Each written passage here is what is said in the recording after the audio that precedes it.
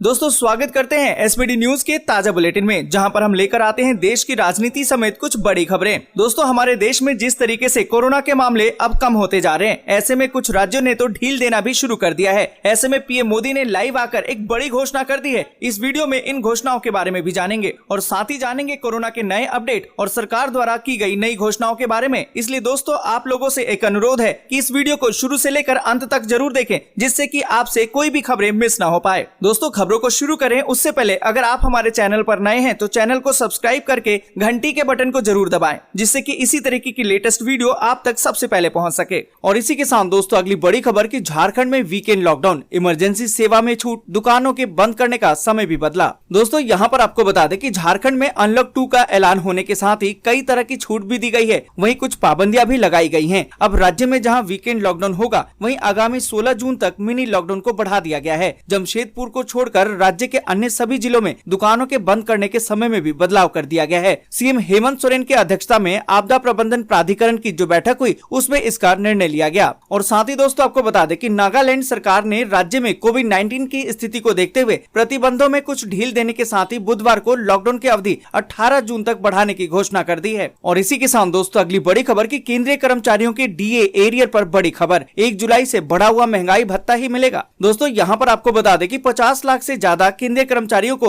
1 जुलाई से उनका बढ़ा हुआ महंगाई भत्ता यानी कि डीए मिलना शुरू हो जाएगा। लेकिन केंद्रीय कर्मचारियों को उनके डीए एरियर को लेकर निराशा हाथ लग सकती है। दरअसल कर्मचारियों को उम्मीद है कि सरकार उनके रोके गए 3 महंगाई भत्तों का भुगतान भी 1 जुलाई से करेगी, लेकिन अब इसमें एक नया पेच आ गया है। दोस्तों आपको बता दें कि सूत्रों के हवाले से पता चला है कि केंद्र सरकार 1 जुलाई 2021 से कर्मचारियों को महंगाई भत्ता देना शुरू कर सकती है, लेकिन ये भत्ता पिछली तारीख से नहीं दिया जाएगा। जुलाई के बाद जो भत्ता बनेगा वही दिया जाएगा, यानी कि कर्मचारियों को पिछले महीने का एरियर जोड़कर नहीं मिलेगा। मतलब कर्मचारियों को पिछले 3 डीए से हाथ धोना पड़ सकता है। और इसी के साथ दोस्तों अगली बड़ी खबर की यूपी में जून से अगस्त तक महीने में 2 बार फ्री में मिलेगा राशन। जानिए किस बात का रखना होगा ध्यान। दोस्तों यहाँ पर आपको बता दें कि अब सरकार नवंबर तक राशन कार्ड धारकों को मुफ्त में राशन देगी। कोरोना काल में गरीब लोगों को बीते साल भी सरकार ने अप्रैल से लेकर नवंबर तक मुफ्त में राशन दिया था। केंद्र सरकार की घोषणा के बाद अब उत्तर प्रदेश सरकार ने गरीबों को मुफ्त राशन देने की तैयारी शुरू कर दी है। केंद्र की मुफ्त राशन योजना से आगरा के 31 लाख से अधिक गरीबों का फायदा होगा। दोस्तों आपको बता दें कि जिस तरीके से सोमवार को प्रधानमंत्री नरेंद्र मोदी ने देश के नाम संबोधन में देशवासियों को राशन कार्ड धारकों को महीने में 1 बार मुफ्त राशन देने की घोषणा की, इस घोषणा के बाद आपूर्ति विभाग ने नवंबर तक महीने में 2 बार राशन वितरण के लिए अब कमर कसना शुरू कर दिया है। दोस्तों आगे बढ़े उससे पहले वीडियो को लाइक और शेयर जरूर कर दें। अगर अभी तक आपने चैनल को सब्सक्राइब नहीं किया है तो सब्सक्राइब जरूर कर लें। और इसी के साथ दोस्तों अगली बड़ी खबर की रेल यात्रियों को मिल सकती है बड़ी खुशखबरी, आरटीपीसीआर की नेगेटिव रिपोर्ट का झंझट होगा अब खत्म। दोस्तों यहाँ पर आपको बता दें कि रेल यात्रियों के लिए काम की खबर है। अगर आप रेल से यात्रा करने की योजना बना रहे हैं तो हो सकता है आपको किसी भी आरटीपीसीआर नेगेटिव रिपोर्ट की जरूरत ही ना पड़े, क्योंकि अगर आपने कोरोना की वैक्सीन ले ली है तो उसका सर्टिफिकेट ही काफी होगा। रेल मंत्रालय ऐसे ही एक प्रस्ताव पर विचार कर रहा है, जिसे हो सकता है कि इस महीने मंजूरी भी मिल सकती है। और इसी के साथ दोस्तों अगली बड़ी खबर की 23 लाख निर्माण श्रमिकों को दी जाएगी भरण पोषण भत्ता की सौगात, खाते में भेजे जाएंगे 1-1 हजार रुपए। दोस्तों यहाँ पर आपको बता दें कि कोरोना काल की विषम परिस्थितियों में दिहाड़ी पर काम करने वाले पंजीकृत निर्माण श्रमिकों को संबल देने के लिए मुख्यमंत्री योगी आदित्यनाथ ने बुधवार को उत्तर प्रदेश के लगभग 23.2 लाख पंजीकृत निर्माण श्रमिकों के बैंक खाते में 1-1 हजार रुपए की धनराशि भरण पोषण भत्ते के तौर पर भेजी गई है।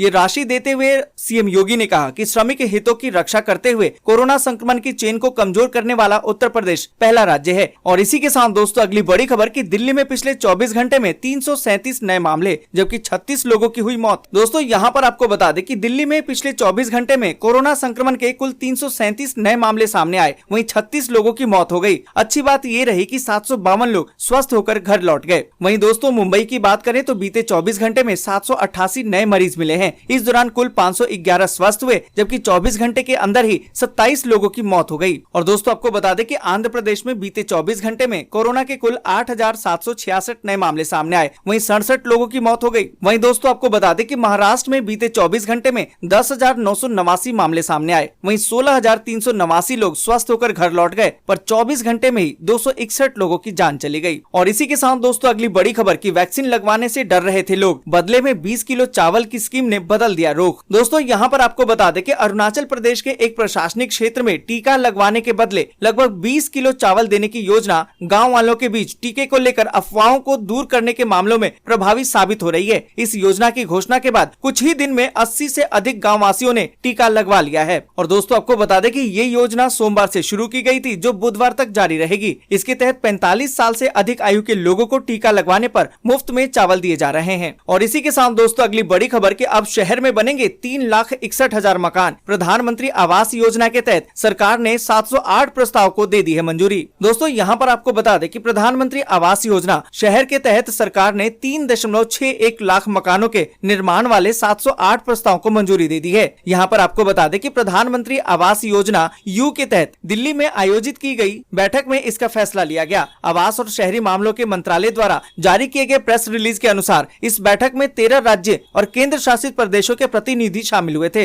दोस्तों यहाँ पर आपको बता दें कि कोविड-19 महामारी की दूसरी लहर के दौरान ये समिति की पहली बैठक थी। इससे ये भी पता चलता है कि सरकार ने 22 तक शहरी भारत के सभी पात्र लाभार्थियों को सभी के लिए आवास की दृष्टि से पक्के घर उपलब्ध कराने के उद्देश्य को पर्याप्त महत्व दिया है। और इसी के साथ दोस्तों अगली बड़ी खबर कि वैक्सीन सर्टिफिकेट में है कोई गलती तो घर बैठे सुधारें। दोस्तों यहाँ पर आपको बता दें कि सरकार ने कोविन पोर्टल के लिए एक नया अपडेट जारी कर दिया है। इस अपडेट के बाद कोविन पर आप अपने वैक्सीन के सर्टिफिकेट में मौजूद किसी भी गलती को सुधार सकेंगे। यदि रजिस्ट्रेशन के दौरान नाम या जन्म तारीख में कोई गलती हो गई है तो आप कोविन पोर्टल पर लॉगिन करके उसमें सुधार कर सकते हैं। केंद्रीय स्वास्थ्य मंत्रालय के अतिरिक्त सचिव विकासशील ने बुधवार को बताया कि उपयोगकर्ता कोविन वेबसाइट के जरिए ये सुधार कर सकेंगे। और इसी के साथ दोस्तों अगली बड़ी खबर कि सरकार किसानों के साथ बातचीत के लिए तैयार, रखी ये शर्त। दोस्तों यहाँ पर आपको बता दें कि सरकार कृषि कानूनों पर विरोध प्रदर्शन कर रहे किसानों के साथ बातचीत के लिए तैयार है। कृषि मंत्री नरेंद्र सिंह तोमर ने कहा कि सरकार कृषि कानून के साथ साथ दूसरे मुद्दे पर भी बातचीत के लिए तैयार है। इसके साथ ही उन्होंने कहा कि किसान कृषि कानूनों पर तार्किक आधार पर अपनी चिंता को लेकर आएंगे तो बात होगी। वहीं नीति आयोग के सदस्य रमेश चंद्र ने कहा कि सरकार से बातचीत के लिए किसानों को तीनों कानूनों की वापसी की मांग के बजाय कानूनों में खामियां बताना चाहिए। दोस्तों यहाँ पर आपको बता दें कि चंद ने कहा कि अगर कोई 2 चीज गलत है तो हमें बताएं, अगर कोई 5 चीजें जो आपको स्वीकार नहीं है वो भी हमें बताएं। मेरा मानना है कि अगर किसान यूनियन कानूनों पर चर्चा की इच्छा जताते हैं तो ये किसान नेता राकेश टिकैत की ओर से बड़ा बयान होगा। और इसी के साथ दोस्तों अगली बड़ी खबर कि आज होगा साल का पहला सूर्य ग्रहण। 148 साल बाद बन रहे अद्भुत संयोग। दोस्तों यहाँ पर आपको बता दें कि 10 जून को इस साल का पहला सूर्य ग्रहण लगने वाला है। हालांकि ये भारत के अरुणाचल प्रदेश और लद्दाख में ही दिखाई देगा। भारतीय समय अनुसार ये दोपहर 1:42 पर शुरू होगा